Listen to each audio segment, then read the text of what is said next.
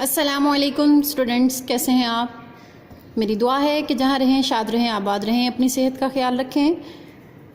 میں آپ کو اردو کا لیکچر ڈیلیور کرنے جا رہی ہوں، جس میں ہم مرزا غالب کے عادات و خصائل کی پڑھائی کریں گے۔ بک کا پیج نمبر 8 جو ہے اس کے الفاظ معنی میں آپ کو کرواؤں گی، ساتھ میں ہاف ہم خلاصہ کریں گے جو کہ آپ کی شرح سرمایہ پیج نمبر 31 پر موجود ہے۔ واحد جمع کریں گے ہم ارض تا بصر، یعنی ارض سے لے کر بصر تک، جو کہ آپ کی شرح سرمایہ کی کے پیج نمبر 428 اور 429 پر موجود ہے۔ جی، مرزا غالب کے عادات و خصائل لکھا ہے مولانا الطاف حسین حالی نے۔ کل کے لیکچر میں آپ ان کا تعارف پڑھ چکے ہیں۔ آج ہم سبق جو ہے وہ اس کی ریڈنگ کرتے ہیں، اس کی پڑھائی کرتے ہیں۔ مرزا غالب کے عادات و خصائل میں، جیسا کہ نام سے ظاہر ہے، اس میں کیا کیا گیا ہے کہ مرزا غالب کی شخصیت اور ان کے عادات و خصائل کے بارے میں بتایا گیا ہے کہ ان کا اخلاق کیسا تھا اور وہ لوگوں کے ساتھ کس طرح ملا کرتے تھے، ٹھیک ہے؟ یعنی ان کا ملنے جلنے کا انداز جو ہے نا وہ ڈسکس کیا گیا ہے اس سبق میں۔ تو مرزا غالب کے اخلاق نہایت وسیع تھے۔ وسیع کا مطلب یعنی جو میں نے ورڈز ہائی لائٹ کیے ہیں، یہی آپ ہائی لائٹڈ جو ورڈز ہیں ان کے میننگ اوپر لکھ لیجئے، یا پھر جو آپ کی شرح سرمایہ بک ہے اس میں بھی میننگز دیے گئے ہیں، وہ آپ وہاں سے دیکھ کے ان کو اچھے سے یاد کر لیجئے۔ وہ ہر شخص سے جو ان سے ملنے جاتا تھا بہت کشادہ پیشانی سے ملتے تھے۔ کشادہ پیشانی کبھی غور کریں، جب آپ کو غصہ آیا ہوا ہو تو آپ کی پیشانی پہ بل پڑ جاتے ہیں، ذرا کر کے دیکھیں، آپ کی پیشانی پہ بل پڑ گئے؟ اور جب بل نہ ہو، آپ ہنس رہے ہوں یا مسکرا رہے ہوں یا خوش ہوں، تو آپ کی جو پیشانی ہوتی ہے، پیشانی کسے کہتے ہیں؟ ماتھے کو۔ آپ کے ماتھے پہ کوئی سلوٹیں نہیں ہوتی۔ کشادہ پیشانی یعنی خوش اخلاقی سے ملتے تھے۔ جو شخص ایک دفعہ ان سے ملتا، اس سے ہمیشہ ملنے کا اشتیاق رہتا تھا، وہ اسے شوق رہتا تھا۔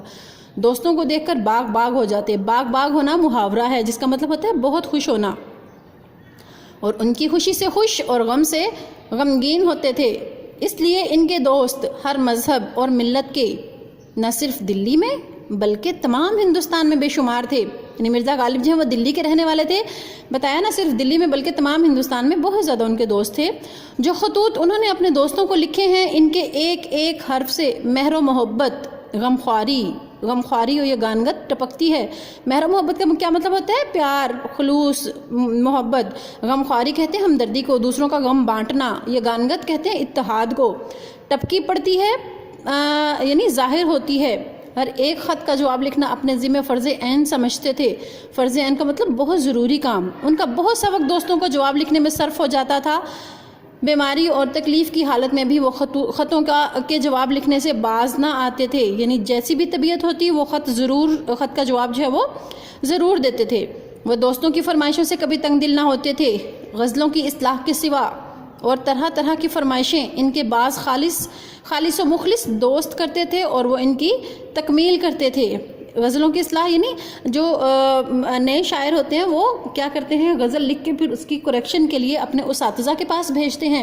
تو مرزا غالب جو ہے وہ ان کے پاس بھی بہت سے جو اسٹوڈنٹس تھے وہ اپنے کلام کی اصلاح کے لیے، درستی کے لیے جو ہے نا وہ بھیجا کرتے تھے۔ تو یہ ان کی جو ہے نا وہ اصلاح کر دیا کرتے تھے۔ لوگ ان کو اکثر بے رنگ خط بھیجتے تھے۔ بے رنگ خط ہوتے ہیں بغیر ٹکٹ کے، یعنی لکھنے والا تو ٹکٹ نہیں لگاتا، تو پھر وصول کرنے والا پیسے دے کر پھر خط جو ہے وہ حاصل کرتا ہے، مگر ان کو کبھی ناگوار نہ گزرتا تھا۔ ناگوار یعنی برا نہ لگتا تھا۔ اگر کوئی شخص لفافے میں ٹکٹ رکھ کر بھیجتا تو سخت شکایت کرتے۔ یعنی ٹکٹ جو ہے نا وہ لفافے میں کیوں بھیجا جاتا تھا؟ تاکہ مرزا غالب کے پیسے نہ لگیں، اور وہ جو ٹکٹ انہوں نے بھیجا ہے وہ جوابی خط کے اوپر لگا کر وہ بھیج دیں، تو آپ کو یہ برا لگتا تھا۔ مروت اور لحاظ، مرزا کی طبیعت میں بدرجہ غایت تھا، یعنی بہت احساس کرتے تھے، دوسروں کا لحاظ کرتے تھے۔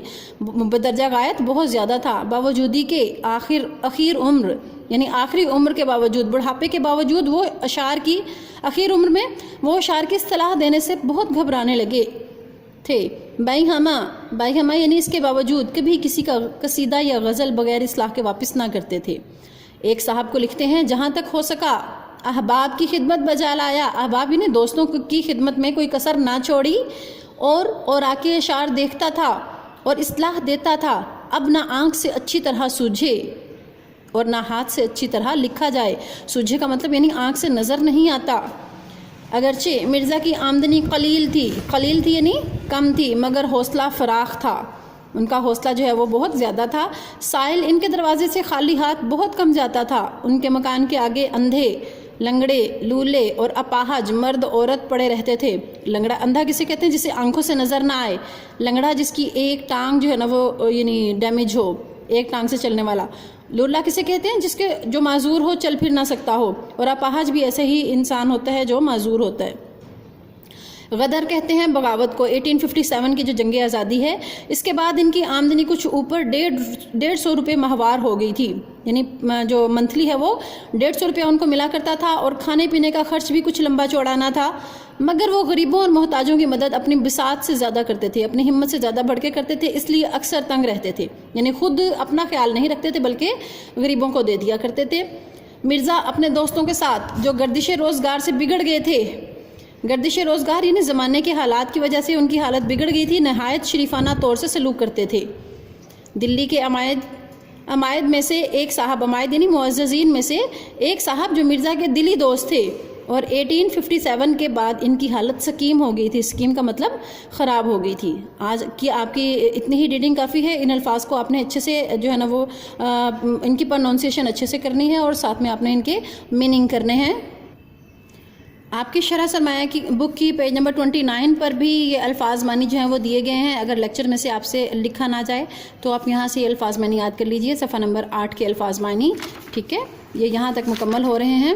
آپ یہ تمام کے تمام ورڈز میننگز یاد کر لیجئے. ساتھ میں سبق کا خلاصہ کریں گے. پیج نمبر 31 پر ہے سبق کا خلاصہ. یہاں سے لے کے یہاں تک جتنے ہم نے ریڈنگ کی ہے وہاں اس کا خلاصہ یہ بنتا ہے. تو آج آپ نے ریڈنگ کے ساتھ ساتھ یہ خلاصہ بھی کرنا ہے. بی میں آپ کی بک کی ہی شرح سرمایہ بک کے پیج نمبر 428 پر واحد جمع یہ آپ پہلے کر چکے ہیں. بقیہ جو نیکسٹ واحد جمع ہیں وہ آپ کریں گے. میں یہاں سے لے کے نیکسٹ پیج پہ، یعنی 10 لائنز جو ہیں وہ آپ مزید نیکسٹ کریں گے. آپ کی آسانی کی خاطر میں پڑھ رہی ہوں. ارض، اراضی، اقلیت، اقلیتیں، احقر، احقران، اقتباس، اقتباسات، انسان، اناس، اصل، اصول، اجر، اجور، ارزل، اراذل، امہات، عمل، اعمال، افسر، افسران، اہل، اہالی، اصلاح، اصلاحات، انتظام، انتظامات. اگلے پیج پہ آ جائیے. بخار، بخارات، برکت، برکات، برج، بروج، بنا، ابنیہ، بقیہ، بقایا، باب، ابواب، بدن، ابدان، بطن، بطون، بیگم، بیگمات، برکت، برکات، بحر، بحور یا پھر ابحار، برہان، براہین، باغ، باغات، بزرگ، بزرگان، اور بصر، ابصار. بصر تک یہاں تک آپ نے پیج نمبر 429 تک یہاں تک جو ہے وہ واحد جمع کرنے ہیں. ٹھیک ہے، اوکے، ٹیک کیئر.